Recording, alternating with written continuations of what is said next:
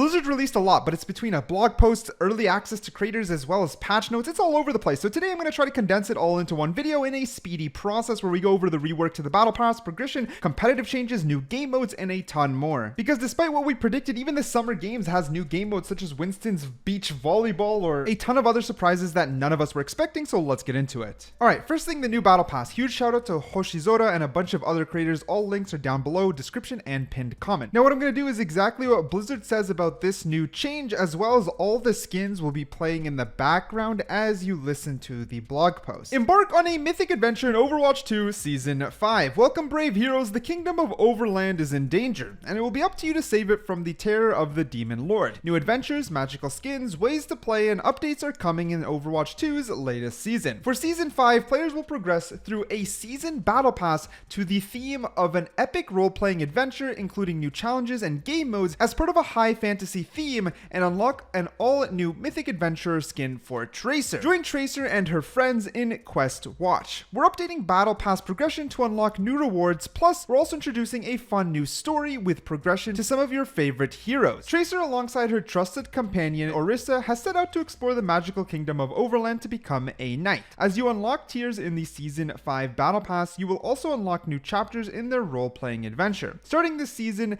those who progress with the Premium Battle Pass will also be able to unlock the new base Mythic Adventure skin for Tracer at tier 45. But Tracer won't be a full knight quite yet. As that campaign progresses, Tracer will become the knight that saves the kingdom, and you'll unlock new customization for the Mythic Adventure skin along the way on tiers 65 and 80. This allows you to equip and show off Tracer's mythic skin in your matches throughout the season. You'll also collect new epic and legendary skins, including Slime Queen Echo, Royal Guard Genji, and Demon Lord Reinhardt, just to name a few. Defeat the Demon Lord. In celebration of this new theme, we have partnered with Overwatch Workshop creator Cactus Puppy to bring the first ever creator-made game mode to Overwatch 2 called Defeat the Demon Lord. By the way, the reason I was laughing is because they had to use their own workshop to make a game mode. Coding AF. Okay, anyways. This mode has a team of 4 intrepid heroes standing up against the powerful Demon Lord in a 1v4 team deathmatch brawl. Do you have what it takes to save the kingdom, or will you conquer it as a Demon Lord instead? As you set off on your adventure into Season 5, you'll have a variety of new event challenges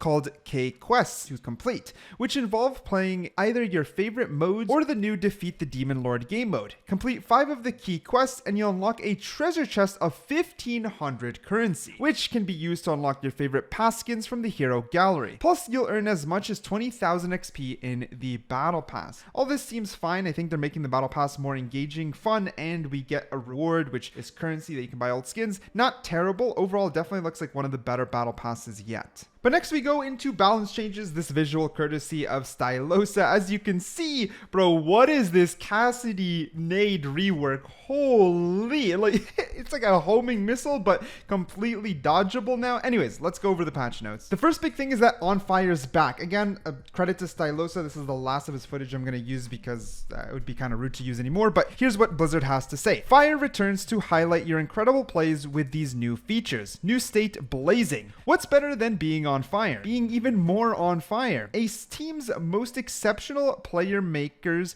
will now begin blazing. Blazing cannot be maintained as easily as regular fire, so you'll need outstanding play to keep the heat on. This you can kind of see in the little profile. Basically, it goes from on fire to a much bigger flame. There's reignited visuals and sound effects. Fire returns to the hero portrait and the scoreboard with new animations. Also makes a debut in the kill feed as well. Catching fire. Killing enemies that are on fire grants fire, so you can literally yoink someone else's fire. Fan the flames. The fire has spread to more than just Genji players. Beyond eliminations and damage, fire comes from mitigated damage, saves, healing, assists, capturing, contesting objectives, boosted damage, and crowd control. Pay attention to which heroes on your team are on fire to help them out to increase your fire score. Okay, this one's overall pretty good. A nice little revised system, and I'm happy with it. Matchmaking improvements. Added new matchmaker functionality that should create matches with a narrower skill range of player skills. details. The initial tuning of the system at the start of the season will not be aggressive, but we will be making a continual tuning change throughout the season. The matchmaker now prioritizes placing a similar groups with wide skill ranges into the same match, which means solo players will see a lower chance of being placed in those matches, meaning it's going to try harder to place groups with groups, and you should be placed with ranks at a narrower skill range, leading to more fair matches, but I'm not too sure. Now, there are some more competitive play updates. Ranked inactivity changes. Players that did not play any matches during the previous competitive season will become inactive. Inactive players do not have a visible skill tier and division. Each role in role queue can become inactive separately, while in open queue, a player only has one rank that can become inactive. Once an inactive player returns and achieves a competitive update after winning 5 games, their skill tier and division will become visible again. Competitive Mystery Heroes. Competitive Mystery Heroes returns for the entire season of randomized hero action. The competitive challenges are also back, providing mysterious titles and competitive points. Furthermore, there's a ton of hero changes starting from the top. Junker Queen, Rampage, ultimate cost increased by 15%. Commanding Shout, temporary health reduced from 200 to 150. This is what the developers have to say. The last round of Junker Queen changes increased both her sustained damage and self-healing. Hence, she ends up staying alive and in the fight longer, which was the intent, but naturally her ultimate charges much more quickly on average as a result. The passive Adrenaline Rush healing becoming more potent has been interesting for gameplay, as it's tied to landing her abilities to bring her survivability more in line. We're shifting some of the power out of the Commanding Shout temporary health gain for Junker Queen herself. The next one most of you are going to be terrified about is Roadhog. Roadhog got some buff. Take a Breather now amplifies healing received by 50% for 2.5 seconds after finishing Take a Breather, making him a ton more tanky. The developer says, we would like Roadhog to be even sturdier, as he's an immobile tank with minor damage blocking ability. His self-sustainability is already quite powerful when alone, so this is more of a team-oriented change. Take a Breather briefly increasing healing received will enable the support heroes on Roadhog's team to help him recover more quickly. That's insane. Cassidy, we showed you the visual, but the magnetic grenade no longer has a maximum projectile travel range of 10 meters. The projectile now magnetizes towards an enemy target from 1.5 meters away and chases them for up to 1 second total. Impact damage increased from 0 to 10. Explosion damage reduced from 120 to 70, which is massive. Stuck targets now have their movement slowed by 30%. Stuck targets are now affected by hindered status effect, interrupting and preventing movement abilities from being active, meaning if Tracer's stuck, she's moving slow and can't blink away.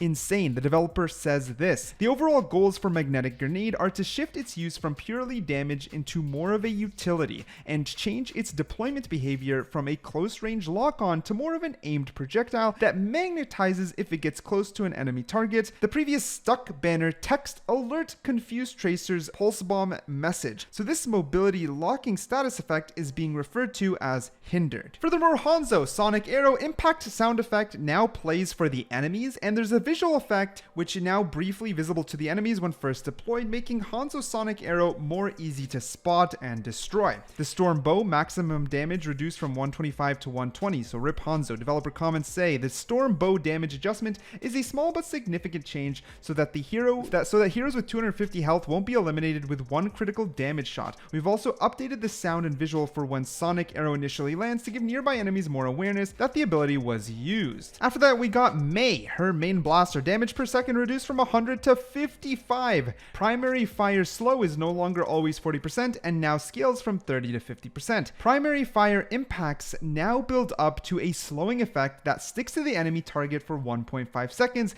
and slows them for 75%. Secondary fire impacts can detonate this new slow effect, dealing an additional 40 damage, which basically now means you have to do the build up and then do your primary fire in order to deal the full original damage, but on the flip side you have more utility as you slow them more. The developers say this set of changes is intended to bring back some of the gameplay and feeling Mei's primary fire used to have previously, though without the hard crowd control of a full freeze stun. Reaper got a nerf. Yeah, nerfed. Wraith form can no longer be activated while affected by mobility locking effects such as magnetic grenade, steel trap, gravitation surge, etc. So that means like Zarya Altia, you can't jump out. You can't jump out with Wraith form. That's kind of huge. More CC all around. Developers developers say the Reaper and Moira changes are addressing an inconsistency with the interaction of Wraith Form or Fade with the mobility locking effects such as Junkrat's Steel Trap, Sigma's Gravitic Flux, sorry about that, Zarya's Surge, and Cassidy's Magnetic Grenade. They are now disabled similarly to Tracer's Recall or Sombra's Translocator, which are abilities that also phase out and can move the player. Tracer got a little bit of a nerf. Spread increased by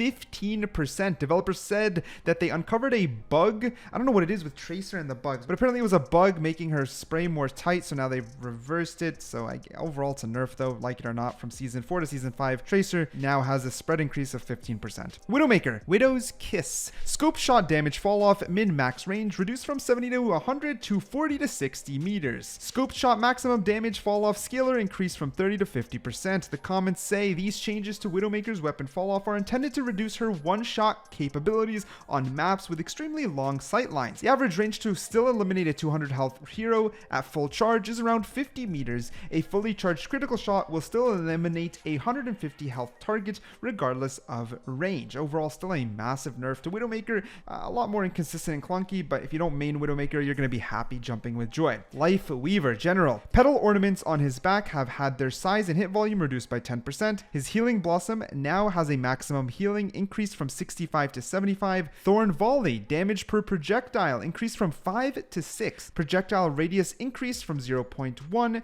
to 0.125. Ammo increased from 60 to 70. Pedal platform, walkable area increased by 15%, so you can walk on it more.